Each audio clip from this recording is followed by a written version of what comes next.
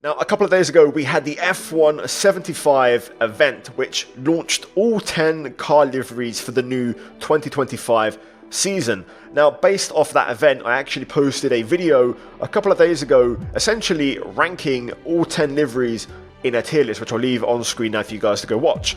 Now, in this video, my plan is to redesign or redesign all 10 of those liveries to try and make them all look better than what we saw and make those subtle adjustments or massive overhauls that we need to make each car look better. Anyway, first off, I recommend you watch the tier list video, get my thoughts and opinions on all the cars, come back to this one, and we're now going to make them better, and I think you're going to really like them. Anyway, let's get to it. So the first car on the list is the Sauber, or the Kick Sauber, or the Steak Sauber, whatever you want to call it. Either way, the lean green racing machine. Now for this one, basically in a nutshell, there was a few minor things I didn't like with it. So the Steak logos on the halo and the nose were white instead of black like the rest of the sponsors, and the number which was in the wrong position. However, it has been pointed out by you guys in the comments, this is actually FIA regulation placement, so we can't change the number, but we can change the other sponsors. Anyway, let me show you the improved version.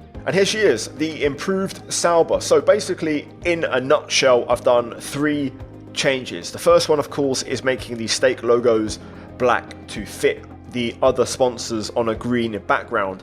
The number can't change position, so instead I've actually reorganized the sponsors on the nose to make it look a bit more complete, compact and organized. I've also added one small detail, which is actually these little kind of wheel covers. I've put a green strip on the edge like some teams have to add a dash of color. Also, because from the front angle the Sauber's green, from the side it's half and half, and from the back it's black, so we're kind of still following that narrative and that trend. We then go to Atlassian Williams Racing. To be fair, genuinely, I quite like this. I don't have much to change. They've done a good job of maximizing the livery, sponsors, paint. All I did was one small adjustment. So the one thing I didn't like about this was the engine cover around the Duracell area.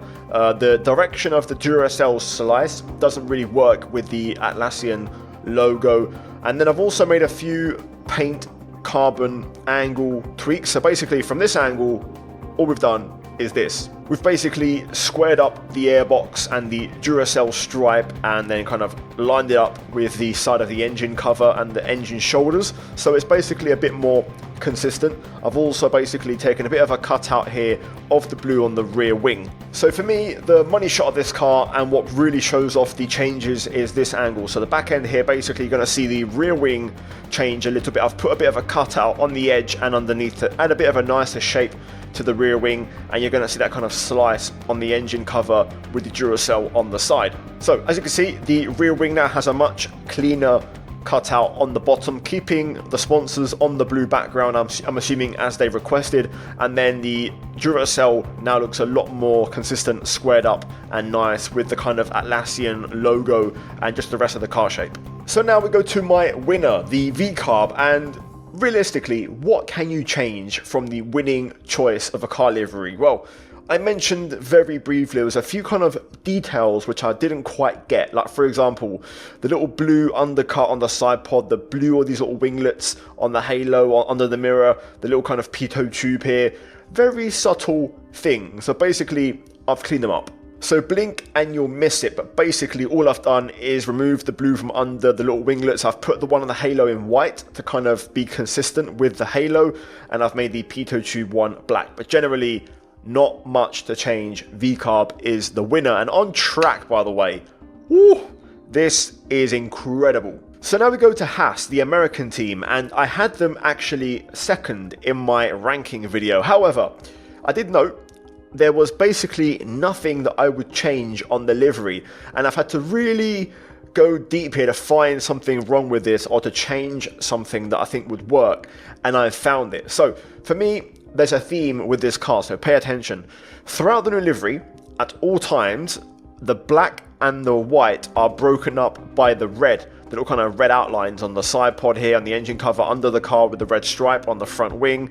But all of these have black around it, so the black is always around the red at all times, except for one area, one place, the front nose. You can see here, If this was consistent with the rest of the car, like on the wing here or where else, there would be another black outline outside of the red to kind of continue that theme. Like literally, you can see here, look at this, and look at this here. It's got black on either side of the red. So essentially, it's the only part of the car which for some reason doesn't continue that trend of the kind of, you know, coloring. So I've put a fix in place because I think it's going to work. So let's jump into the revised version. And here we go. Literally, if you blink, you won't even notice. But basically, we've got rid of that red and just made it white. So essentially now it's a clean break, black to white, no red. And unlike what was there before, this is actually present on the car in other areas. Like for example, if you look closely on the rear wing, you've just got a black and white brake here on the rear wing. You've got a black and white brake on the roll hoop. You've got a black and white brake on the halo, which by the way, I've also revised this halo a little bit. I've made the little kind of shark fins on here black, stealthy, and I've also cleaned up the pattern so it kind of, you know, seamlessly kind of flows off the halo onto the engine, chassis and cover. So yeah, I think this is a better job. It's cleaner, makes the white and the black kind of pop and make that nose pop a bit more in general. So big fan of this. Now this one is going to split opinion, and this car is growing on me and I'm actually really liking it. And if I was redoing the video, I'd put it higher up, but we get to the Alpine. Now, one thing to address right away, the front angle I've not changed. I love the front angle. Essentially, from the front, the car is pink. The change has happened from the side view. Now, previously we had this, essentially a blue car from the side with a pink front rear wing and the Alpine stripe on the side. And the big thing that's controversial here is the BWT on the side, which sort of doesn't work. Now, I've actually left that as is. My change has been elsewhere. Now this, I think, actually really works. Now, I basically have stuck with the principle pink from the front, blue from the side. Now granted, I've actually forgotten to add a little something on the wheel covers, but now that I'm looking at it, I actually like it because black is a bit more of a theme with my version. Because if you look at the engine cover, the Alpine logo has been inverted, so now the background is black, and there's quite a bit of black going on this car anyway. Like the rear wing, the majority of the back end you can see there is black. Under the car there's still a fair bit of carbon fiber there, so actually it all works together, I think, a bit better. I think it's a bit more consistent. So I want to hear thoughts, especially on this car, in the comments down below. So now we get to it, the Aston Martin, and what don't I like about it. Now, as you guys know, last video I placed this one as my bottom choice, the car I least like. I think they've sort of ruined the livery a little bit. So a few things I didn't like: wheel covers, the stripe along the bottom of the car has been ruined, the Aramco with a black carbon background, the rear wing with Aramco showing with the colors, Madden on the roll hoop. They've basically got a lot going on. The Valvoline logo, a lot of colors, a lot of chaos. Now granted, sponsors are sponsors and things have to be as they are to some extent, but I'm going to take some creative freedom here and make some subtle tweaks which I think are going to transform this car. So what I've done here, very simple. I've flipped or inverted the Aramco and the Boss. So Boss, Hugo Boss, traditional. I don't think they have a set color, but white lettering on a black background seems to work for them historically. So I've made that part of the side pod carbon black and put the Aramco back on the green like it has been for the last couple of years. So nothing groundbreaking. Because we now have paint back on the side pod, I've brought back the lime strip all the way under the car, under the side pod, all the way to the back end of the car, removing it from the engine cover. So Valvoline, as you can see on the engine cover, goes back onto a green background. The rear wing I've left the same, but now works a little bit better like last year's car with this kind of color scheme. And I've basically inverted the Madden logo if they were to allow it to be the case. Literally a subtle change, inverting the Boss Aramco background color side pods, and it literally transforms the car and keeps it looking pretty sexy. But anyway, I want to hear thoughts. The controversial car of this video, Mercedes. Now, as I discussed in the previous video, it seems like something wasn't right in the launch, because we still, even now on this day, Friday, I'm recording this, we haven't had official launch pictures or livery pictures from Mercedes or renders.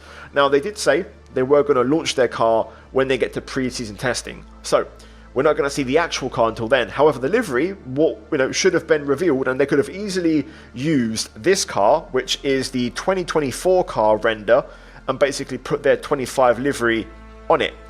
And they didn't even do that. So, as we discussed, something may have happened with Ineos, because that was on the car last year, and it still is this year, but the red's not on there, and it's no longer on the roll hoop, which is, one of the key areas where it has been for the last 5 years. In this 2024 car render, it was on the roll hoop, inside the cockpit, on the side of the nose, and then of course on the inside end plate. So, as we know, they've kept Ineos on the inside end plate, and that's it. So, no more red on the car, black, silver, turquoise. I've taken that into account, and I've got a bit creative with it, and I think I've made a really good job with it. So let's show you. Now, this looks lovely. This looks pretty freaking sweet.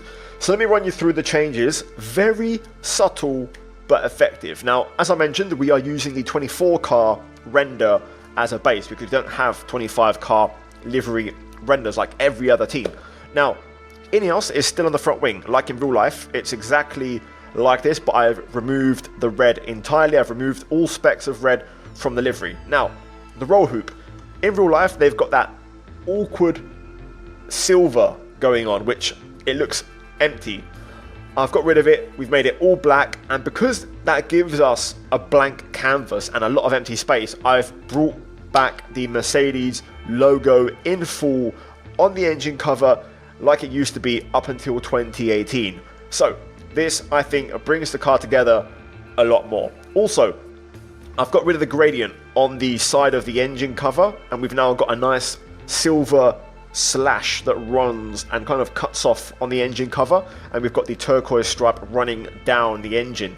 The Petronas logo, which I don't like from their 2024 kind of mid-season onwards car and their 2025 launch livery, is that the Petronas stripe runs through the actual Petronas logo, which makes it really hard to read. So I've got away with that and kept it like this with the black background. I've also made the number on the shark fin turquoise like the rest of the car, and I've added 2 subtle turquoise details. The wheels around the edge a la Red Bull V-CARB, and I've also added, like the Sauber before, the little kind of edge on the wheel covers. So yeah, very, very nice, and I think it's subtle, but this looks majestic.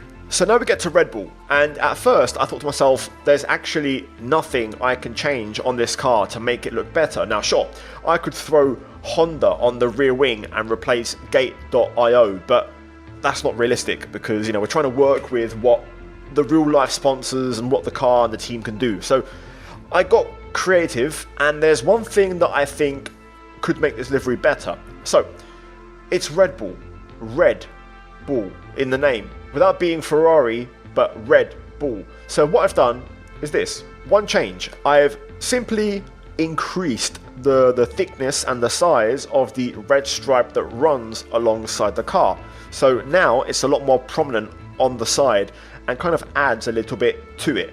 The one thing I have done, I've managed to basically put the 1Password sponsor inside the red stripe, so it's a lot more seamless with the rest of the car. So I think this is a very nice change, and it adds a bit more colour to what has been a very consistent livery for the years, but wouldn't be opposed to a touch more colour on there.